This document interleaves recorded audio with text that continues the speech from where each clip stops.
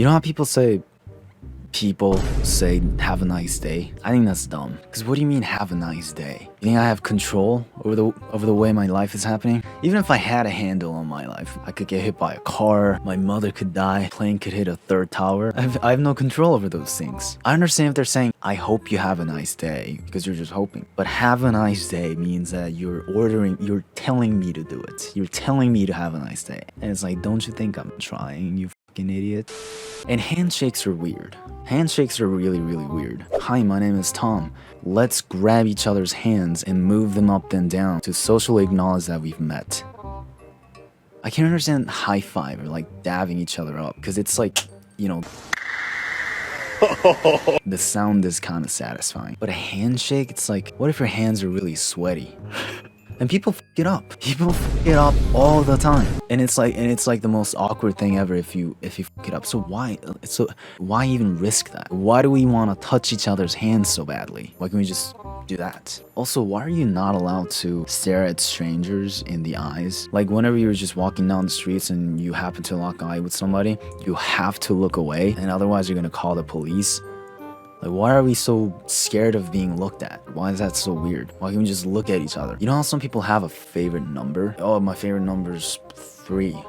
It's like, do you understand how many numbers there are? Have you considered 3,762,342? Can you give me a reason why that's not as good as 3? You haven't even cognized 99.99999999999% of all numbers. And that's me rounding it. How do you know you're not gonna like 42,362,731 better if you considered it? Do you ever think about how crazy butterfly effect is? If you don't know, butterfly effect is basically the idea that because there are no truly isolated systems in this universe, anything that you do is going to cost something else, and that's going to cost something else, and that's going to cost something else, creating this snowball effect that you have no idea where it's gonna end. So one flap of a butterfly's wing can eventually turn into a tornado. That's the idea. So if you think about it, by deciding to click on this video, your life probably have changed significantly, and you just don't know it yet. I already changed the course of your life, whether you like it or not. So why not subscribe? Right? You know how there's like secret recipes from like really famous restaurants like KFC? Like apparently nobody knows how to make KFC other than like 3 people. And I always wondered, like, how do they make KFC chicken if they don't know how to make KFC? Does that make sense? Like, I'm talking about the people who are working at the back of KFC. Like, how do they know how to make it if they don't know how to make it? Is Colonel Sanders making all the chicken and he's just distributing them to different locations? That's impossible. He's dead. What do people mean by overrated? Because overrated means something that is liked more than it should. But if it is liked that much, then who are you to say that it shouldn't be liked that much? You know what I mean? And also, if overrated means something that is liked more than it should, then are cigarettes overrated? Because nobody should like smoking. It's bad for you. So are cigarettes inherently overrated? I feel like what a lot of people mean when they say overrated is just a lot of people like this, but I don't. That doesn't mean anything. It just means that you don't like it. I think it's absolutely crazy that we communicate with each other by vibrating the air. Why do we smile for pictures? I mean, I get it if it's like, if you're already happy enough to be smiling and then somebody just takes your picture, but why do we have to force a smile every time we take a picture? And why do we have to show our teeth? Don't you want to have an accurate representation of the way you felt when you took that picture? I mean, isn't that what pictures are about? Remembering what it was like?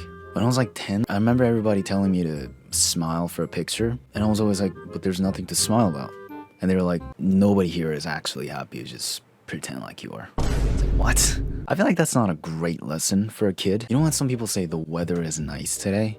What do they mean by that? Like, how nice? What about it is nice? Nobody mentions that part. And nobody asks that question. Like, whenever somebody says, oh, the weather's nice today, nobody asks why. And whenever I ask that question, everybody just looks at me like I'm crazy. It's like watching a movie, and when somebody asks, like, what did you think about the movie? You're going, it was nice. It's like, what the fuck do you mean by that? What was nice? What part was nice? Was it well written? Was it well shot? Apparently you're just supposed to know exactly what they're talking about when they just say the weather is nice. So I looked it up. I did my own research on it, and apparently it means sunny. So whenever somebody says the weather is nice today, then they just mean sunny. Okay. Who the f says sunny is the only nice weather? I like rain. Oh God, they try to drown me in this hole! Why do people write the endpoints and timestamps on song playlists?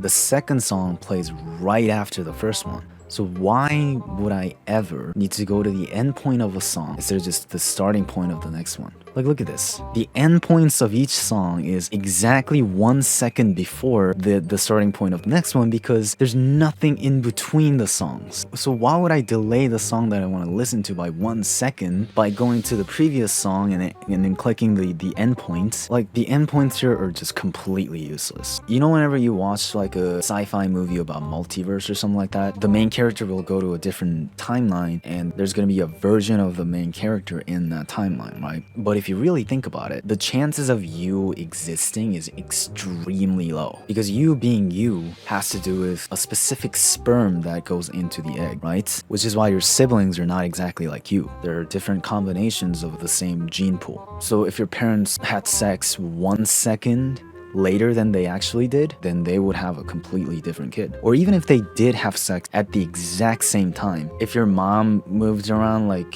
in a slightly different way and it kind of moved the sperms around a little bit, they would have a different kid. So the vast majority of the multiverse will not have you in it. And the same exact thing happens with your parents too. Vast majority of the multiverses are not going to have your parents, and the same thing with your grandparents too. So it's like, the fact that you are in this one is absolutely crazy. And even if you were to make a device that can let you go into other timelines, other multiverses, it is extremely unlikely that you're actually going to find a different version of you. You would basically only have to visit timelines that were split from your own timeline after your birth. Anyways, this is probably the dumbest video I've ever made in my entire life.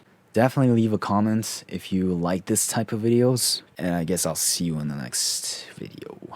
Okay, so this is like a short life update. I started teaching Korean on the internet. It's going alright. So if you want to learn Korean directly from me, like on a video call, then go to the description. I'll just link it there. And I also have Instagram and TikTok and Twitter now because somebody was asking me if I have social media. There's not a lot of stuff there yet. I'm gonna have to add them, but yeah.